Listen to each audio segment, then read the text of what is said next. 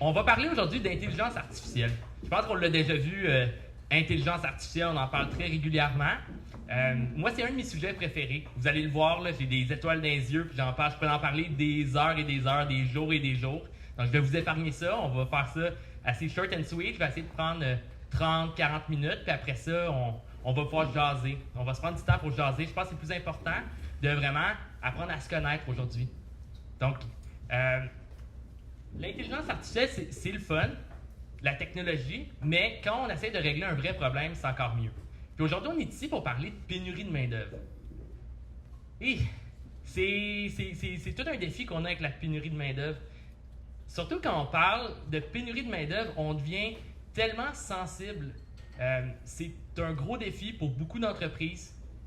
Et ces défis-là, on devient émotif. On dit, d'un bord, oui, on manque d'emplois, mais de l'autre bord, l'IA va-tu nous remplacer?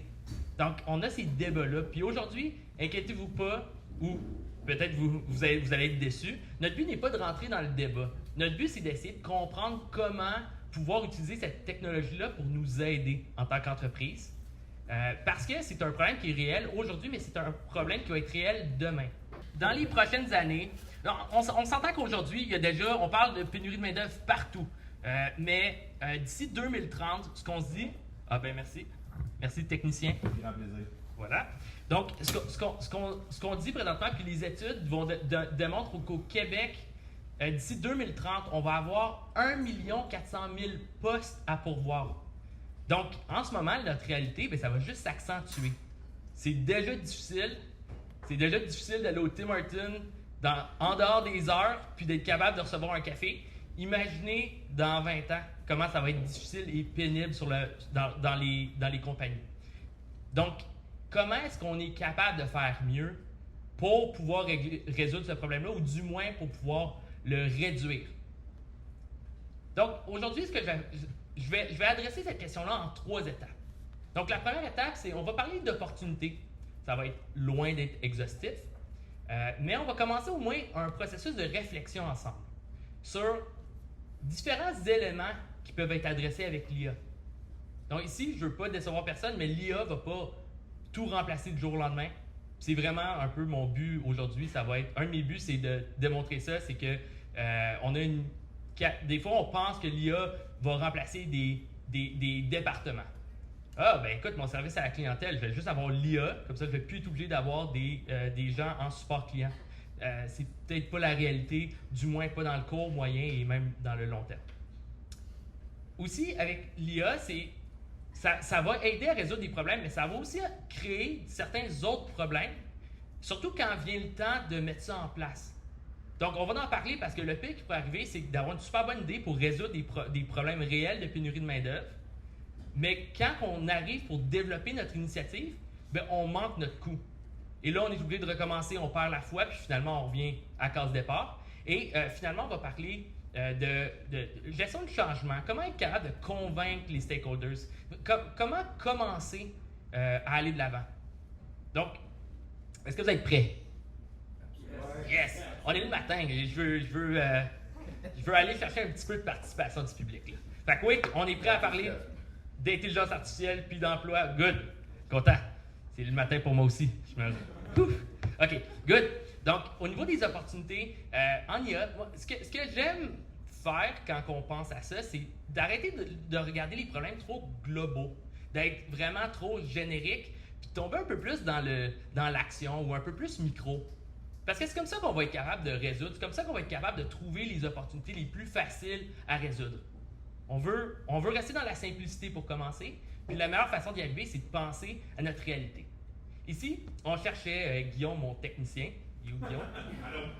En fait, c'est un des partenaires de MovieHype, puis aussi il est en marketing, fait que je le taquine un peu.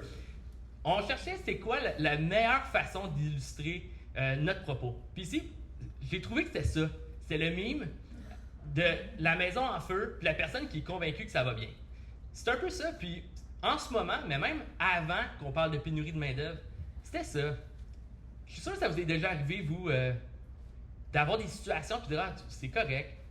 D'avoir à aller extraire de l'information d'un site web, copier-coller, la mettre dans un système, après ça, la mettre dans un autre système, après ça. 21 étapes plus tard, on réussit à updater notre dossier. Ah, c'est correct, c'est la vie. D'avoir à regarder dans notre journée 102 pièces, puis de voir s'il n'y a pas une petite craque dessus, puis de recommencer la journée d'après, puis la journée d'après, puis la journée d'après. C'est correct. Même si c'est facile, n'importe qui pourrait le faire, mais c'est correct, on vit avec. D'être capable, d'avoir à répondre à chaque fois que quelqu'un nous envoie une question via courriel. Est-ce que vous êtes ouvert en ce moment? Puis de le faire à mi-temps, puis de dire oui, on est ouvert. Non, on n'est pas ouvert, donc en ce moment, je ne travaille pas, mais revenez entre 8 et 5, puis on va être ouvert. Des fois, on est un travailleur, puis on se retrouve à se poser la question, pourquoi est-ce que je suis obligé de rentrer à l'épicerie, travailler à 7 heures du matin jusqu'à la fermeture quand on sait que les gens vont vraiment juste venir entre 10 et 4.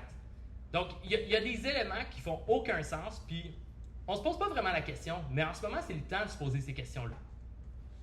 Donc, quand on se pose ces questions-là, il y a deux axes qui valent vraiment la peine d'être explorés. C'est la répétition. Donc, premièrement, c'est quoi le nombre de répétitions de la même tâche qu'on se retrouve à faire dans notre day-to-day? Plus c'est répétitif, plus c'est frustrant. Puis souvent, moins la tâche va valoir la peine d'être réfléchie. Je m'explique. Deux choses. Soit de un, et ça c'est démontré par des études, plus tu répètes la même tâche, moins tu vas être efficace pour l'exécuter. Donc ça, c'est démontré. Le niveau de performance va diminuer au fur et à mesure que les répétitions augmentent. Ou de deux, ben les entreprises, on s'est assuré de rendre la tâche tellement simple que n'importe qui pourrait le faire. Parce que c'est tellement répétitif, on veut éviter les erreurs. Donc ici, je pense qu'on voit une belle opportunité. L'autre axe, c'est au niveau de la valeur ajoutée de l'intelligence artificielle, ou bref, la valeur ajoutée de l'humain dans la prise de décision. Plus il faut que tu réfléchisses pour prendre action, bien plus tu as une opportunité d'aller chercher de l'information de l'externe. Donc, d'avoir quelqu'un ou quelque chose qui va te guider dans ta prise de décision va réduire énormément le temps. Donc, ici, on va faire un petit exercice ensemble. On va utiliser ces deux axes-là que je viens de parler. Puis, grâce à ça, on va pouvoir un peu décortiquer certaines problématiques. Comme je l'ai dit, c'est pas exhaustif, mais vous pouvez faire ça à la maison avec vos autres tâches qui sont dans votre entreprise. Donc, ça va ressembler à ça. Excusez-moi, je suis un data scientist, je ne suis pas un artiste. Donc ici, c'est les deux axes qu'on va regarder. Tout est un graphique dans ma tête. C'est comme ça fonctionne. Donc, l'axe vertical, ça va être le degré de répétition. Et l'axe horizontal, ça va être la valeur ajoutée de l'humain, ou bref, la valeur de la réflexion dans la prise de décision. OK? Donc, on va commencer avec un problème qui est assez typique. C'est un des premiers qu'on va penser quand on pense à l'intelligence artificielle dans la main-d'œuvre, dans la pénurie de main-d'œuvre, c'est tout ce qui est lié au support à la clientèle. C'est un classique. On va avoir un chatbot qui va répondre automatiquement. On va avoir un algorithme qui va répondre à des courriels automatiques. Puis souvent, ce qu'on va dire, c'est qu'on va le regarder d'un point de vue global. On va dire, c'est peu de valeur ajoutée, n'importe qui peut le faire. On a une base de connaissances clients. Puis c'est très répétitif. Toutes nos questions, il faut répondre. Il faut répondre peut-être à 100, 200, 300 questions par jour. Pourquoi pas le faire faire? C'est un petit peu plus complexe que ça. Je vous invite à la découper. Donc ici, si on le regarde plus, micro, ce qu'on va voir, c'est premièrement, on va devoir trier les différents courriels qu'on reçoit. Est-ce que c'est Paul ou est-ce que c'est Claire qui va recevoir ce courriel-là? Est-ce que c'est un courriel qui est complexe ou c'est un courriel qui est plus simple? Donc de niveau 1. Donc, j'ai oublié mon password. C'est quoi les heures d'ouverture? Etc. Et des courriels qui sont plus complexes. Donc, quand on a commencé à découper notre initiative, déjà, on va voir des opportunités très claires. Le tri. Ben oui, c'est important ça. Pourquoi est-ce que tout le monde va recevoir les courriels quand on peut s'assurer de les envoyer aux bonnes personnes? Comme ça, on utilise les forces de un puis les forces de l'autre. Aussi, on peut dire, c'est quoi? Maintenant qu'on les connaît, ça va être quoi les courriels qui vont être plus simples à répondre? On peut les automatiser, ceux-là. Beaucoup plus facile. Donc, on va appeler ça des courriels de niveau 1 ou du support de niveau 1. Donc, parce que c'est répétitif. Et souvent, si on fait la loi de Pareto, qui est super importante, la loi du 20-80, souvent, 80% de tes courriels, ça va être des courriels de niveau 1. Ça va être des courriels de c'est quoi tes heures d'ouverture, peu importe. Des courriels très faciles à pouvoir répondre. Donc ça, quand tu automatises ça, tu viens de réduire énormément ta pression sur ton organisation. Puis après ça, ben là, soit tu te réorientes pour répondre à des questions beaucoup plus complexes, ou sinon, ça aussi c'est quelque chose qui peut, au bout du compte, éventuellement, va pouvoir être répondu aussi d'un point de vue d'une façon plus automatique. Okay? Mais ici, on peut voir vraiment une progression assez claire. Donc, c'est comme ça qu'il faut voir nos problèmes quand on réfléchit à des opportunités. On va faire la même chose avec la prévision de la demande. La prévision de la demande est particulière, celle-là, parce qu'elle a deux éléments qui sont hautement stratégiques. Ben, un qui l'est moins, mais un qui est beaucoup plus. Un élément qui est très stratégique pour aider la pénurie de main-d'œuvre. Donc, premièrement, quand on parle de prévision de la demande, puis on regarde vraiment rapidement, ce qu'on va se dire, c'est ben oui, à tous les jours, à toutes les semaines, mon gérant va devoir faire des prévisions pour les finances, pour aider la comptabilité, pour aider le réapprovisionnement. Donc oui, ça c'est quelque chose qu'on peut se retrouver automatisé.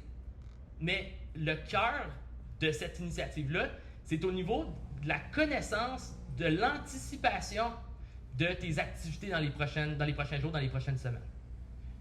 Je peux vous donner un exemple.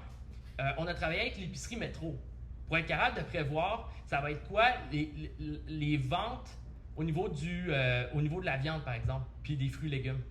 Donc, grâce à ça, parce qu'on est capable de comprendre le niveau des ventes, on est capable de savoir ça va être quoi les besoins en boucherie. Donc, les employés, est-ce que je vais devoir avoir beaucoup de staff ou moins de staff au niveau de la boucherie? Puis quand tu es capable de savoir très granulairement, tu es capable de pouvoir de prévoir tes horaires, tu es capable de pouvoir prévoir tes stocks, tu es capable de prévoir beaucoup de choses en amont.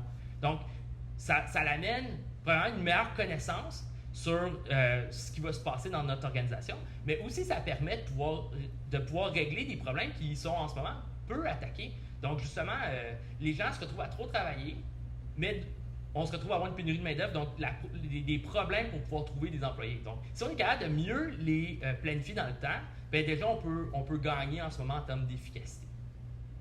Donc, ça ici, ce qu'on va voir, c'est on peut aussi le séparer. Ça semble très difficile qu'on dit de prévoir la demande. C'est pas tant difficile dans la majorité des cas.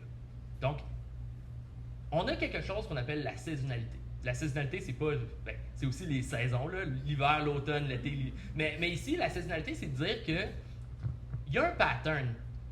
Le lundi, mardi, mercredi, donc par jour de la semaine, par heure de la journée, de semaine en semaine, de mois en mois, et oui, de saison en saison. Donc, il va y avoir des patterns, et ces patterns-là, dès que tu es capable de les savoir, déjà, tu es plus intelligent. Déjà, tu es capable de savoir, de mieux découper tes chiffres de travail, par exemple. Parce que tu finis par avoir un niveau de connaissance qui est un petit peu plus élevé sur la consommation de tes clients, par exemple, ton nombre de clients ou ton achalandage. Puis oui, il va y avoir des cas beaucoup plus complexes. Comme par exemple, c'est quoi qui va arriver dans les congés fériés? Ici, cette année, on a eu le Super Bowl la même semaine que la Saint-Valentin. Ouf! Il n'était pas facile à prévoir celle-là. C'est la première fois que ça l'arrive. Ouais, dit un fan de football. Donc, ces situations-là, est-ce qu'on est obligé de les attaquer tout de suite? Pas nécessairement, mais en même temps, ça l'amène tellement un avantage. Aussi, quand on commence à parler de promotion, on dit qu'on fait un méga Boxing Day ou des méga promotions. Oui, ça va être difficile à prévoir, mais ça peut amener un avantage qui est vraiment important sur ta business. On va parler de production maintenant. Inquiétez-vous pas, c'est le dernier. Après ça, on va tomber dans la gestion de projet. Je trouvais juste intéressant de pouvoir tomber un petit peu plus dans des projets concrets. Donc, quand on parle de production, puis ça, je l'entends parfois, j'aimerais automatiser ma chaîne de production. Olivier, peux-tu automatiser une chaîne de production? Ça ne se fait pas en criant ciseaux, c'est probablement une des choses les plus complexes que tu peux faire actuellement, à part automatiser un humain, c'est vraiment pas l'intention aujourd'hui. Donc, quand tu automatises une chaîne de production, c'est plein de choses qui sont nécessaires, puis on va y revenir tantôt. Mais si on regarde juste quelques initiatives, donc, par exemple, notre inspection visuelle. Notre inspection visuelle, puis là, ça dépend d'une business à l'autre, mais très répétitif, ça prend très rarement beaucoup de jugement. Souvent, dans le fond, c'est visuel. Si tu as de la misère à le voir, ben, c'est plus visuel. Rendu là, c'est plus complexe. Mais, par exemple, d'être capable de voir une craque, d'être capable de voir par exemple, on travaillait avec une compagnie de pommes de terre. Être capable de voir qu'une pomme de terre a une poque ou a des vers ou des choses comme ça, ou est détruite. Ou même des fois, il nous disait, des fois, il y a des roches qui rentrent dans la matière première. Mais tu sais, de dire ça, c'est une roche, fait qu'on devrait l'enlever. Ça prend pas énormément de jus de cerveau. Donc, c'est quelque chose déjà qui est une belle opportunité. Que ce soit au niveau de la matière première, au niveau de la transformation ou en tant que produit fini. Donc, être capable d'identifier s'il y a un problème de qualité avec les items en question, c'est quelque chose qui est très important pour la business et qui prend beaucoup de travail. Après ça, on peut tomber dans, je dirais, le cœur de l'automatisation. On va parler de paramétrage de l'équipement. Donc, des fois, je parlais avec des gens chez Kruger qui produisent du carton, du papier, et c'est en continu, ça. Les machines fonctionnent en continu. Et ça prend quelqu'un qui est assis devant une machine puis qui la regarde en continu, juste pour pouvoir paramétrer la machine pour que la machine soit tout le temps la plus efficace possible. Oui, mais ce paramétrage-là peut être appris puis peut être, dans le fond, en continu sans nécessairement avoir un humain tout le temps assis sur son siège. Donc, il y a des avantages à ça, c'est très répétitif. Ça prend un petit peu plus de jugement, par contre, parce que c'est souvent des gens qui ont beaucoup d'expérience. Mais aussi, ce qui est intéressant à savoir, c'est que ces gens-là qui ont beaucoup d'expérience vont finir par prendre leur retraite. Donc, qu'est-ce que tu fais rendu là? Donc, souvent, ça aussi, c'est quelque chose qu'on va entendre beaucoup. Comment être capable de pouvoir prévenir que les gens partent à la retraite avec toutes les connaissances? Ben, une certaine couche d'automatisation peut aider. Et finalement, ici, on peut parler de bris d'équipement. Bien, ça aussi, du bris d'équipement, c'est important. C'est important parce que, ben, on s'entend que ça coûte très cher l'équipement dans le domaine de la chaîne d'approvisionnement, dans le domaine de la chaîne de production. Mais aussi, c'est parce que quand tu as des bris d'équipement, ben, ça prend du staff pour pouvoir agir sur l'équipement. Soit qu'on est trop prévenant, puis on fait de la maintenance préventive, et ben là, on va se retrouver à faire beaucoup plus de maintenance, ou on est réactif, et là, ça nous prend de la maintenance à chaque fois qu'il y a un bris, parce que sinon, ta chaîne est stoppée. Donc, ici, il y a un très beau cas aussi pour de la maintenance prédictive. Donc, ici, je vais un peu résumer les différentes approches qu'on peut se retrouver à utiliser. Donc, je parlais de 2 axes tantôt. Donc, ce qu'on va se retrouver à voir, c'est que premièrement, il y a un layer super simple. C'est souvent quand tu auras une autre répétition, mais quand tu as besoin de très peu de valeur pour la prise de décision. En fait, tu n'as même pas besoin de prise de décision, c'est clérical. C'est des étapes, donc automatiser des étapes. Il existe quelque chose qui s'appelle du RPA, donc du Process Automation.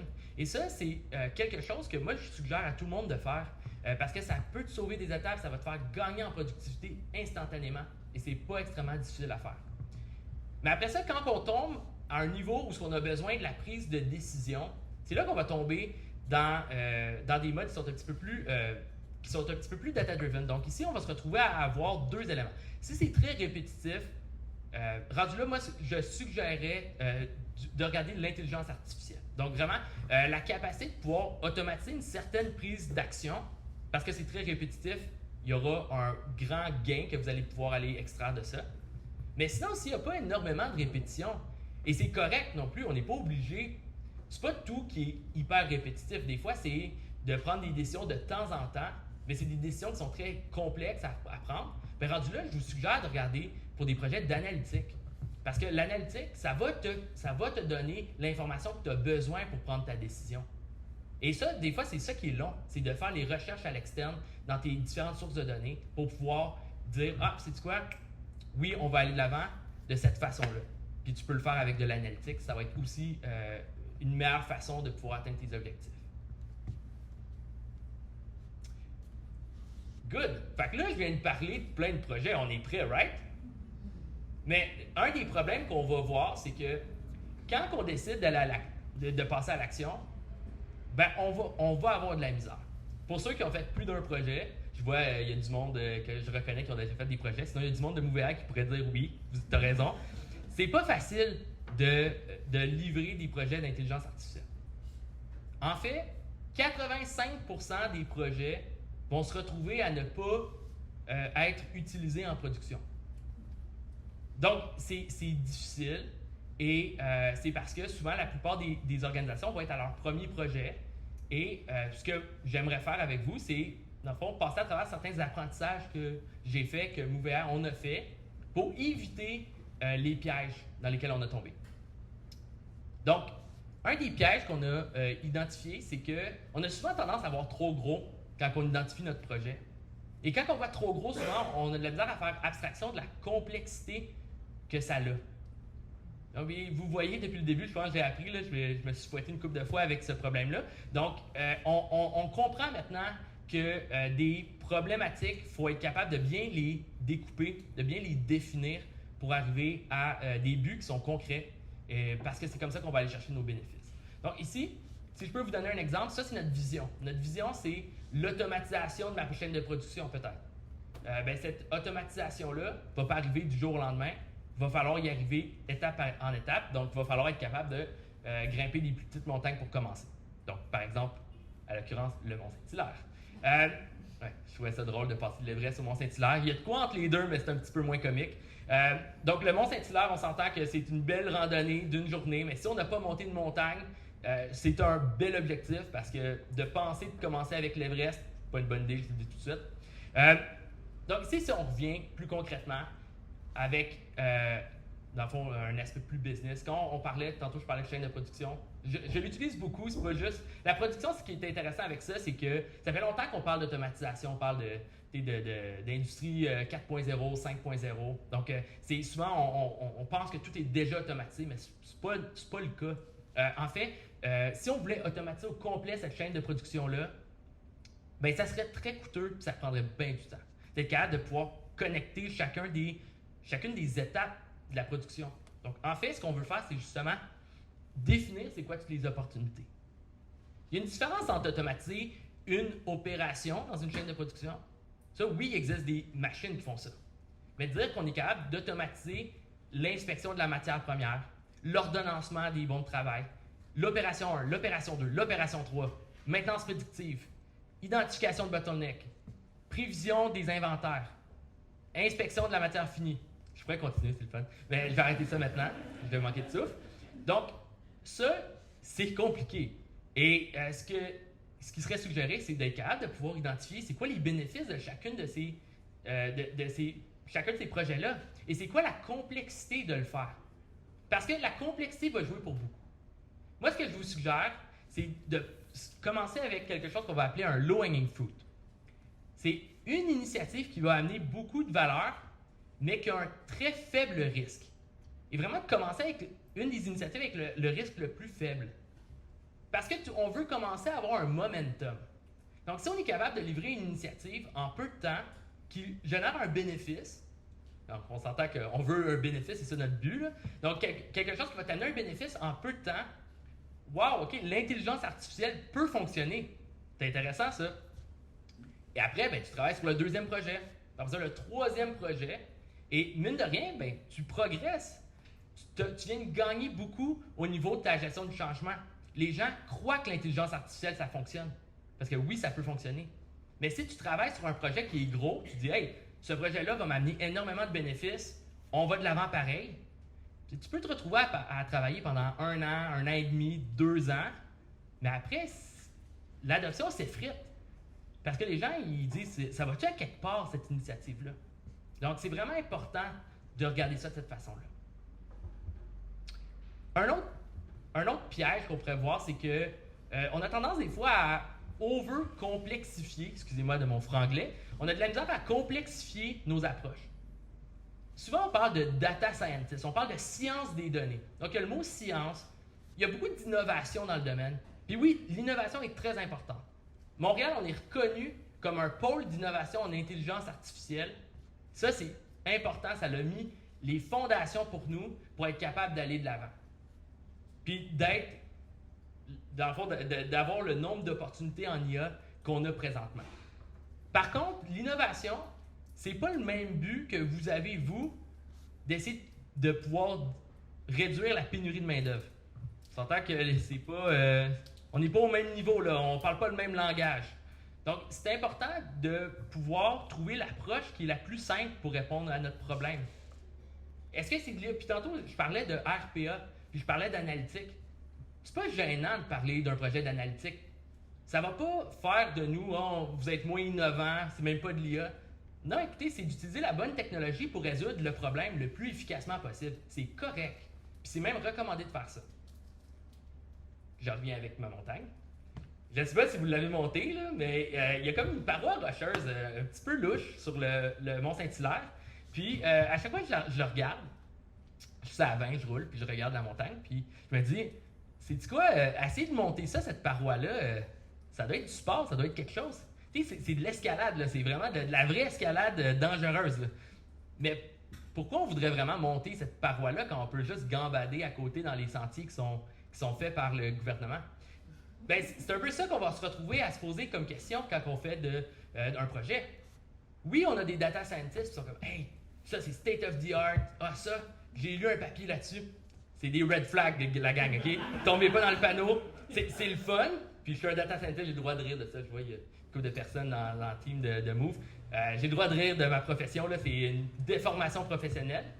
Mais il y a des red flags, il ne faut pas tomber à ce niveau-là où on essaie tout le temps d'avoir l'approche la plus innovante. Puis à la place, c'est de dire, regarde, c'est quoi le vrai besoin, puis le résoudre. Je vais vous donner un exemple.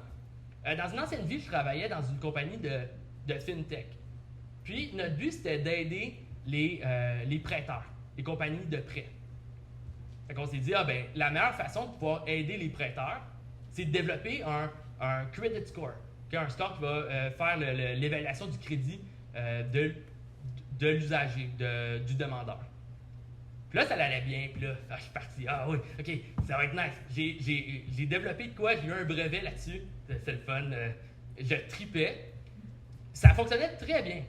Parce que j'ai appris la semaine passée, je me mangeais avec le président, puis il me dit, c'est quoi, il fonctionnait bien, mais on a eu un client en 2 ans. Ah, tabarnouche. Il dit, mais le client, il tripait, lui. Ça a bien fonctionné pour lui. Il l'aimait. Mais c'était trop intense. À la place, qu'est-ce qu'on a décidé de faire? C'est qu'on a décidé de prendre tous les insights que tu utilisais pour le score. On le fournissait au prêteur. Puis le prêteur utilisait l'information pour prendre une meilleure décision. Et ça, c'est devenu une portion significative de leur revenu. Ça ne prend pas nécessairement le next level. Là. Il suffit de pouvoir vraiment aider le client dans ses besoins, puis on est capable d'arriver où ce qu'on a besoin d'aller. Donc, moi, ça m'a vraiment fait réfléchir, cette discussion-là. Et finalement, je vais finir avec ça pour ce qui est d'aider la livraison de projet. Ça, c'en est un autre qui est une toffe. Jusqu'à date, j'ai parlé beaucoup de l'IA. J'ai parlé de c'est quoi que l'IA peut faire pour vous.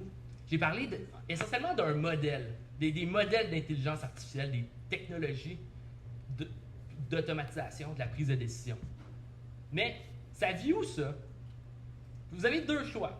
Soit que vous investissez pour un système qui est opérationnel, puis qui va fonctionner à court, moyen, long terme, ou sinon, vous avez un modèle qui fonctionne sur un laptop du data scientist, puis que tu pèses sur Run, puis tu rafraîchis, puis tu espères que ça roule dans un mois. Et ça, c'est un autre des problèmes qu'on va voir souvent. C'est qu'on ne pense pas à opérationnaliser la solution. Mais l'IA, c'est juste un modèle d'intelligence artificielle, c'est environ 10% des efforts d'un projet. Donc, tu auras beaucoup de travail pour les données. Puis, je dirais qu'environ 40 à 50% des efforts vont être au niveau du développement de ce système-là. Donc, qui vit sur le cloud, qui automatise les prévisions, les prédictions à tous les jours, à toutes les heures, dans le fond, en temps réel. Donc, ça, ça doit vivre à quelque part et ça doit être pris en considération. Parce que si vous ne le prenez pas en considération, vous allez manquer de budget, vous allez manquer de temps, vous allez manquer d'expertise aussi. C'est une autre expertise faire ça. C'est pas un scientifique de données qui va se retrouver à coder un système hyper robuste et de qualité. Je le dis d'expérience, je me suis planté aussi là-dessus. Personnellement, je ne suis pas un bon développeur. Et les scientifiques de données, ce n'est pas tout le temps des bons développeurs. Il ne faut pas s'attendre à ce que ça soit une licorne qui se retrouve à faire tout de A à Z. Donc, de l'analyse de données, du modèle et du déploiement d'un système qui est très robuste. Ça prend des développeurs pour le faire. Parfait. Donc, je vais finir avec ça.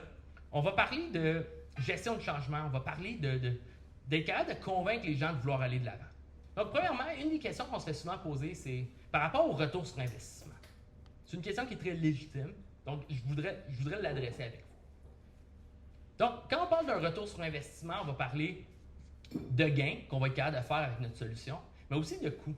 Je vais être transparent aujourd'hui. Donc, souvent, quand on pense à l'IA, on est tellement excité qu'on ne pense pas vraiment au coût, on pense à tout ce que ça peut amener. Donc, ce que ça amène, oui, ça va amener beaucoup de choses. Bien, premièrement, puis ici, malheureusement, je ne peux pas vraiment le calculer pour vous, c'est très intimement lié à la problématique, mais ça va être ton gain. Dans le fond, la quantification de tes bénéfices. Donc, en fait, si, par exemple, tu fais ton projet d'automatisation de la réponse à des courriels de niveau 1, par exemple. Mais là, tu peux faire une mathématique toute simple qui dit, OK, si tu reçois 1000 courriels par semaine qui sont de niveau 1 et que ces courriels-là, 90% de ces courriels-là peuvent être répondus automatiquement. Et d'habitude, ça me prend 15 minutes par courriel à répondre. Donc, tu es capable de faire de quantifier tes bénéfices. Donc, ça, c'est important de pouvoir y arriver. Mais ce n'est pas tout aussi. Donc, il va y avoir d'autres éléments comme par exemple la réorientation des travailleurs, donc des employés. Parce que les tâches que tu vas automatiser, autant que oui, tu vas aider à mitiger le risque futur, mais aussi tu vas aider tes départements actuels. Donc, de dire que, par exemple, un vendeur, tu te retrouves à développer pour l'équipe de vente un score qui va pouvoir prévoir ça va être qui tes prospects qui vont être les plus à même de convertir. Donc, c'est vraiment très utile. Ça l'évite d'appeler 2000 leads par jour puis de dire « Hey, salut », puis de tout le temps autant personnaliser au niveau de l'approche. Donc, tu peux te retrouver à dire « Je vais appeler seulement la portion qui va être la plus à même de convertir ». C'est le fun. Donc là, tu viens de te sauver beaucoup de travail. Mais en plus, tu viens tellement de te sauver du travail que tu vas peut-être pouvoir réorienter certaines des tâches pour que, par exemple, les vendeurs puissent travailler au niveau du renouvellement. Donc, tu peux prendre ça en considération aussi. C'est quoi le bénéfice que ça va amener? Ça peut être un bénéfice qui est assez important. Et finalement, un autre bénéfice qui est plus intangible, mais qui est tout aussi important, c'est le fait que tu as réussi à mettre en place une solution d'IA, des infrastructures d'intelligence artificielle, des bases de données, une pratique à l'interne. Et ça, bien que ça soit intangible, mais le premier projet est tout le temps plus difficile. C'est pour ça qu'on veut commencer avec un projet qui est moins complexe. Mais quand tu as mis ces initiatives, quand tu as mis ces infrastructures en place, ces pratiques-là, cette culture-là, tu viens de gagner sur le long terme. Tu viens de gagner pour toutes les autres initiatives sur lesquelles tu vas travailler plus tard. Donc, tu as des gros gains que tu peux aller chercher au niveau de l'efficacité de cette livraison. Au niveau des coûts, là, on va parler, là, ça va être un petit peu moins le fun pour nous. Au niveau des coûts, non, c'est une farce, mais il y a le développement initial, bien entendu, qui est à prendre en considération. Mais tu as aussi du support technique. Donc, ton support technique, c'est pas parce que tu as mis de quoi en place que c'est fini, on serre la main, ça a fonctionné. Il faut que tu le maintiennes. Comme n'importe quelle solution, donc c'est important de prendre ça en considération. Et aussi, tes infrastructures. Donc, si tes infrastructures, c'est sur le web, donc habituellement, ce qu'on suggère, c'est d'utiliser des suites infonuagiques. Donc, Google, GCP, Azure, AWS sont des très bonnes plateformes. Mais c'est pas gratuit. Donc, c'est important de penser à ça quand on fait notre business case parce que c'est des coûts qui vont être récurrents. Et ici, c'est très difficile de répondre. Ça peut coûter n'importe quoi entre 500 et 10 000 $ par mois, là, dépendamment du type de problème que vous avez à résoudre. Donc, ça, c'est, je dirais, de la façon qu'on va pouvoir estimer notre coût et ainsi notre ROI. Mais, juste pour ajouter un petit peu plus de complexité, on aime ça la complexité, je l'ai dit tantôt, c'est que tes bénéfices ne vont pas arriver du jour au